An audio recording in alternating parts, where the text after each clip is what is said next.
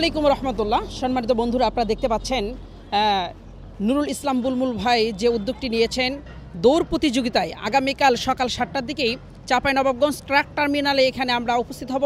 যারা অনলাইন করেছি তাদের জন্য শুভকামনা রইল। এখনও যারা করেননি তারাও আসবেন ইনশাল্লাহ, উপভোগ করবেন আমাদের এই আনন্দ অথবা আমাদের এই প্রোগ্রামটি। অবশ্যই নুরুল ইসলাম বুলবুল ভাইকে ধন্যবাদ জানাচ্ছি, এত সুন্দর একটি প্রোগ্রামের আয়োজন করার জন্য অসংখ্য ধন্যবাদ ভাই। আপনার এই প্রোগ্রামে আপনার এই দৌড় প্রতিযোগিতায় আপনি কত কিলোমিটার আপনি রান করবেন? 30 কিলোমিটার যারা করবে তারা ধরেন যে করতে পারবে, মানে অল্প তো দৌড়াইলে ধরেন পুরস্কারটা পেয়ে নেবে। আর আমি 5 কিলোমিটার দিয়েছি, কারণ আর বহু মানা করছে, কয়েছে যে 5 কিলোমিটার উপরে দৌড়াবে না।